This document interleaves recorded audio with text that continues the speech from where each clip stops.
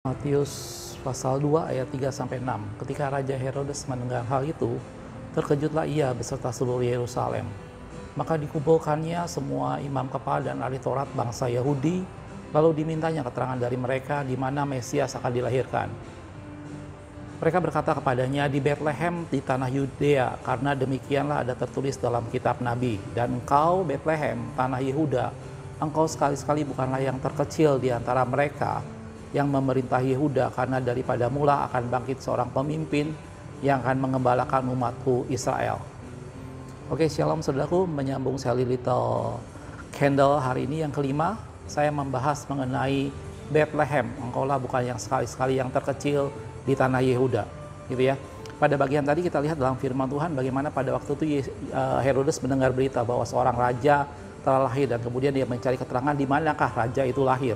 Dan kemudian diperoleh informasi dari imam kepala dan ahli Taurat bangsa Yahudi, dan dikatakan dia lahir di Bethlehem di tanah Yehuda sesuai dengan yang tertulis dalam kitab para nabi, gitu ya. Dan saya yakin kita tahu bahwa dalam firman kata Bethlehem itu terdiri dari dua kata dalam bahasa Ibrani, yaitu Bet dan Lechem. Bet di sana artinya rumah, dan Lechem di sana adalah artinya roti. Jadi Bethlehem itu artinya adalah rumah roti. Gitu ya, saya yakin Anda dan saya cukup kenal dengan hal ini. Gitu ya. Tetapi ada sesuatu hal yang menarik saudaraku, bahwa dalam firman Tuhan dalam Alkitab, kota dengan nama Bethlehem itu sebenarnya ada dua. Satu berada di tanah Sebulon. Tanah Sebulon itu kalau Anda lihat peta tanah perjanjian, pembagian wilayah suku yang dibuat oleh Yosua, tanah Sebulon berada di sebelah utara dekat daerah Naftali. Gitu.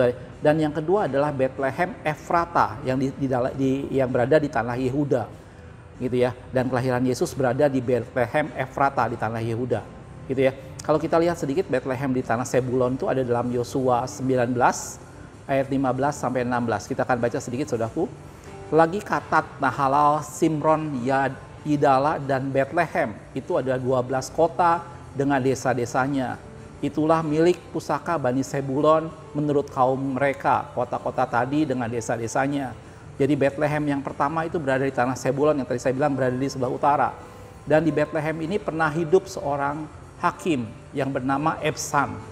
Gitu ya. Kita lihat sebentar dalam Hakim-Hakim 12 ayat 8 dikatakan sesudah dia di sini adalah Yefta. Jadi Ebsan ini seorang hakim kecil yang ada di selang-selang antara Yefta dan Simson. Gitu ya. Dia bilang sesudah dia maka Ebsan dari Bethlehem memerintah sebagai hakim atas orang Israel. Jadi Bethlehem sebenarnya tidak hanya Bethlehem Efrata yang biasa kita kenal di tanah Yehuda, tetapi dalam firman Tuhan juga ada Bethlehem di tanah Sebulon yang berada di sebelah utara, jauh di sana. Gitu ya. Dan tentunya yang kedua adalah Bethlehem Efrata yang menjadi fokus kita pada hari Natal seperti ini. Gitu ya. Dan dia berada di tanah suku Yehuda. Ya, tepat di tengah-tengah, dan itu menjadi batasan nanti perpisahan antara kerajaan utara dan kerajaan selatan.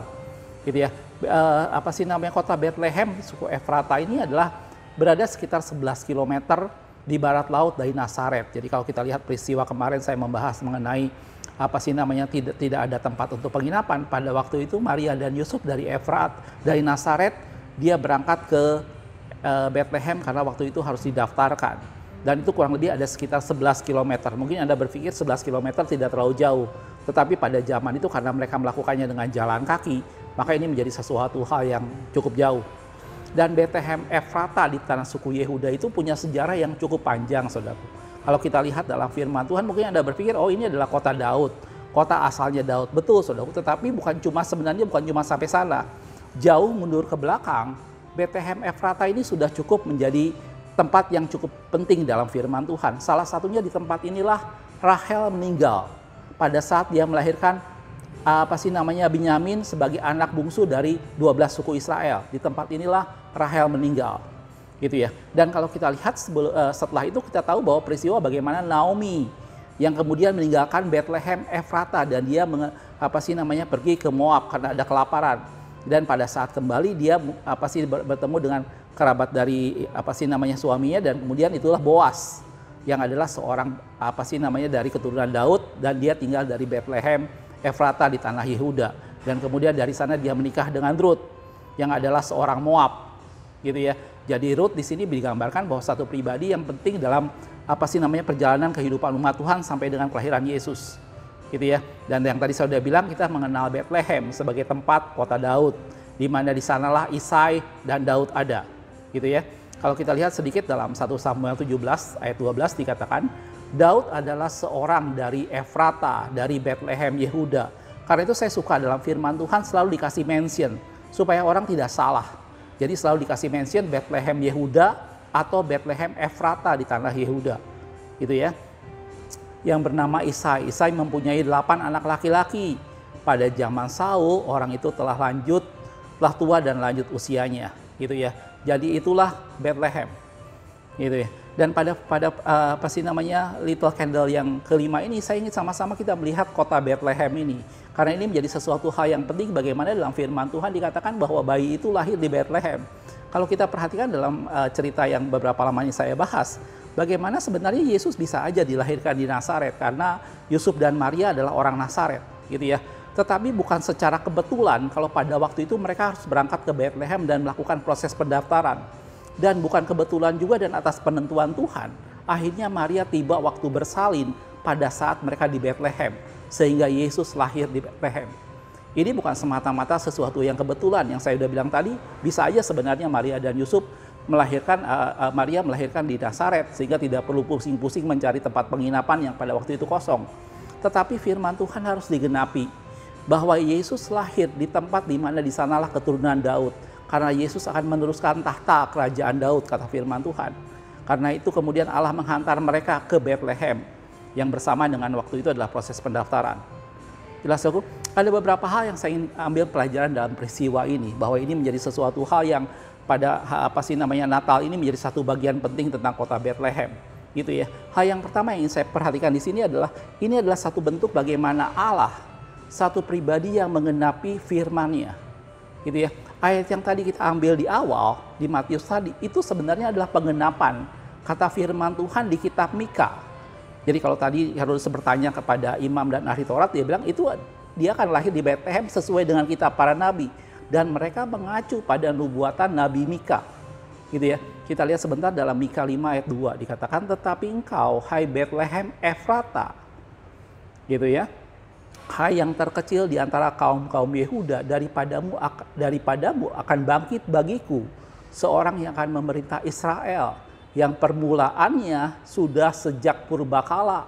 Ingat saudaraku, yang memerintah atas Israel itu permulaannya sudah ada sejak purbakala, gitu ya, sejak dahulu kala. Jadi Mika sudah menubuatkan, gitu ya, bahwa Yesus bukan cuma datang pada waktu itu, Yesus sudah ada bahkan sebelum dunia diciptakan. Yesus sudah ada sebelum Abraham jadi, kata firman Tuhan, gitu ya. Dan sesuatu hal yang digambarkan di sini bahwa ini menggambarkan bahwa Allah menggenapi firman Tuhan.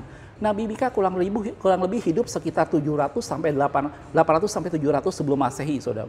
Jadi Anda bisa bayangkan dalam selang waktu yang selama itu, sekitar 800-an tahun, Allah menggenapi firman-Nya, gitu ya. Dan kita tahu bahwa Mika adalah murid dari Nabi Yesaya. Dan Yesaya dengan Mika itu sama-sama dua nabi yang banyak bernubuat tentang kelahiran Yesus dan kedatangan Mesias, gitu ya. Dan ini menjadi sesuatu, saya bilang bisa aja Yesus lahir di Nazaret, bisa. Tetapi Allah harus menggenapi firman-Nya. Bahwa Allah harus menggenapi perkataan firman Tuhan melalui nabi-nabinya, bahwa dari Bethlehem akan lahir seorang pemimpin, bahwa dari Bethlehem akan lahir seorang yang bangkit bagi Tuhan, yang memerintah atas Israel, yang permulaannya sudah sejak zaman purbakala, gitu ya. Dan Allah menggenapi firman-Nya atas penentuan Tuhan, maka Yusuf dan Maria berangkat ke Bethlehem dari Nazaret dan memakan jarak sekitar 11 kilo, gitu ya. Dan tiba waktu bersalin dan Yesus lahir di Bethlehem, menggenapi kata firman Tuhan, gitu ya. Dalam 2 Tawarin 6 ayat 15 dikatakan, engkau tetap berpegang pada janjimu terhadap hamba-mu Daud, ayahku. Dan yang telah menggenapi dengan tanganmu apa yang kau firmankan dengan mulutmu. Seperti yang terjadi pada hari ini. Dia berpegang pada janjinya, kata firman Tuhan. Dan dia menggenapi dengan tangannya apa yang difirmankan dengan mulutnya. Kata-kata ini luar biasa, saudara. Ini perkataan dari Salomo, gitu ya. Bagaimana Salomo mengucap syukur pada Tuhan, bagaimana Tuhan memegang janji kepada hambanya Daud, yaitu Allah Salomo, dan dia menggenapi dengan tangannya apa yang Tuhan firmankan dengan mulutnya, gitu ya. Jadi ini satu kata-kata yang saya pikir luar biasa sekali. Jadi saya ingat dulu pembimbing rohani saya pernah mengatakan satu quote yang apa sih namanya, yang sampai sekarang saya terkesan. Dan dia bilang, God say what he mean dan God mean what he say. Gitu ya. Allah menyampaikan apa yang dia maksudkan dan Allah benar-benar serius dengan apa yang dia katakan. God say what he mean and God mean what he say. Gitu ya. Dan dalam firman Tuhan pada hari Natal, pada saat kita melihat bagaimana Bethlehem, ingat tentang Allah yang selama 800 tahun dia memegang teguh firman-Nya dan dia menggenapi itu pada waktu Yesus lahir di Bethlehem. Jelas aku, ini pelajaran pertama yang saya ingin ambil sama-sama dalam peristiwa Little Candle ini. Hal yang kedua dalam firman Tuhan tadi kita tahu bahwa Bethlehem ini bicara soal rumah roti, gitu ya, Beth dan Lechem. Gitu ya. Dan ini menjadi gambaran bahwa pada waktu itu Bethlehem ini dalam masa-masa pada zaman Rut itu banyak ladang-ladang jelai. Sehingga digambarkan bahwa di sanalah sumber makanan. Makanya disebut dengan Bethlehem, kota roti, rumah roti. Gitu ya. Dan kalau kita bicara dalam firman Tuhan, Yesus berkata bahwa akulah roti hidup. Gitu ya, roti hidup tidak datang dari mana-mana. Roti hidup itu datang dari pribadi yang lahir di Bethlehem. Gitu ya. Dalam Yohanes 6 ayat 35 dikatakan, kata Yesus kepada mereka, akulah roti hidup. Barang siapa datang padaku, ia tidak akan lapar lagi, dan barang siapa percaya kepadaku, ia tidak haus lagi. Gitu ya. Dan firman Tuhan katakan manusia hidup bukan dari roti saja, tetapi dari setiap firman yang keluar dari mulut Allah. Di sana Yesus membandingkan antara roti dan firman. Roti memberi kehidupan pada manusia jasmani dan firman memberi kehidupan pada manusia rohani. Dan Yesus menggambarkan bahwa akulah roti, bukan cuma roti tetapi roti hidup. Gitu. Dan itu datang dari Bethlehem karena Bethlehem itu adalah rumah roti. Gitu ya. Dari sini saya ingin mengingatkan sama-sama bahwa kehidupan rohani kita itu ditentukan seberapa jauh kita hidup dan bergaul dengan firman Tuhan. Gitu ya. Firman Tuhan itu menjadi sumber kehidupan rohani kita. Gitu ya. Itu bagaikan makanan, itu bagaikan roti bagi manusia rohani kita. Gitu ya. Ada beberapa orang juga yang menafsirkan bahwa Bethlehem ini juga mengandung arti rumah daging.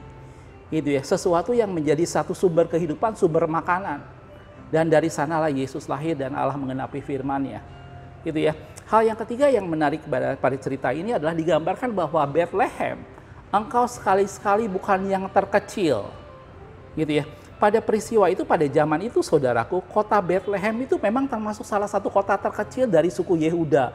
Karena dia berada di perbukitan, kotanya kecil dan sebagian besar. Gitu ya. Pada zaman Yesus sebagian besar kota itu berisi tanah-tanah penggembalaan. Gitu ya. Jadi pada zaman itu memang Bethlehem merupakan salah satu kota yang kecil. Tetapi firman Tuhan menggambarkan bahwa justru dari tempat yang terkecil akan bangkit seorang pemimpin yang akan menggembalakan umatku Israel. Pelajaran ketiga yang saya ambil dalam cerita ini adalah bagaimana sesuatu hal yang terkecil itu Tuhan perhatikan karena Tuhan menggenapi firman-Nya. Dalam 1 Korintus 1 ayat 28 dikatakan, apa yang tidak terpandang dan yang hina bagi dunia dipilih Allah. Bahkan apa yang tidak berarti dipilih Allah untuk meniadakan apa yang berarti. Jelas aku? Jadi ini menjadi sesuatu hal yang penting, menjadi sesuatu hal yang perlu kita ingat sama-sama. Anda dan saya, kita tidak usah berusaha untuk dipandang orang, kita tidak usah berusaha untuk diperhitungkan orang. Ingatlah bahwa barang siapa menjadi yang terbesar, hendaklah dia menjadi pelayan dan menjadi yang terkecil dari semuanya. Dan firman Tuhan dikatakan bahwa dia adalah Allah yang meninggikan pohon yang rendah dan merendahkan pohon yang tinggi. Barang siapa merendahkan diri, maka dia akan ditinggikan, kata firman Tuhan. Jelas aku? Dari video yang sederhana dari Little Candle yang kelima ini, saya ingin sama-sama kita menangkap 3 pelajaran penting dari peristiwa Bethlehem. Gitu ya. Alkitab mencatat banyak sejarah dalam kota Bethlehem ini, tetapi dari sini kita melihat ada tiga pelajaran penting. Yang pertama, bicara Allah yang memegang suatu firman Tuhan, bahwa Allah tidak pernah lupa dengan firman-Nya. Allah berjanji bahwa setiap perkataan yang keluar dari mulut Allah tidak pernah kembali dengan sia-sia. Gitu ya. Waktu boleh berjalan, tahun boleh berganti, bahkan ratusan tahun sekalipun Allah tidak pernah lupa dengan firman-Nya dan dia menggenapi firman-Nya. Dan yang kedua, ingat selalu bahwa sumber kehidupan Anda dan saya itu bukan dilihat dari seberapa lama kita bergereja, bukan dilihat dari seberapa tinggi jabatan rohani kita, tapi kehidupan rohani kita dinilai seberapa jauh kita bergaul dan hidup dengan roti hidup, yaitu firman Tuhan. Karena manusia hidup bukan hanya dari roti saja, tetapi dari setiap firman yang keluar dari mulut Allah. Dan yang ketiga, ingat selalu bahwa sekalipun yang terkecil daripadamu akan bangkit seorang pemimpin yang menggembalakan umatku Israel. Dari yang terkecil Allah mengangkat dan meninggikan seseorang mengatasi segala sesuatu. Saya pernah buat satu video tentang 3 promosi yang dari Tuhan. Bagaimana Tuhan mengangkat, meninggikan seseorang. Justru pada saat seorang merendahkan diri, Allah meninggikan dia. Jelas aku? Ini 3 hal yang sama-sama kita ingat pada Little Candle yang kelima ini. Gitu ya. Ingat bahwa Allah satu pribadi yang memegang teguh firman-Nya dan janjinya. Ingatlah bahwa roti hidup itulah tempat kehidupan kita dan itulah Bethlehem. Dan ingat selalu bahwa Allah yang meninggikan, bukan kita meninggikan diri, tapi biarkan kita semakin merendahkan diri dan pada waktunya Tuhan akan meninggikan semuanya. Jelas aku? Mudah-mudahan dari Little Candle yang kelima ini memberikan penerangan buat hati dan pikiran kita seperti lilin kecil di hari Natal ini. Makasih sudah menonton, kita ketemu di Little Candle berikutnya. Tuhan Yesus memberkati.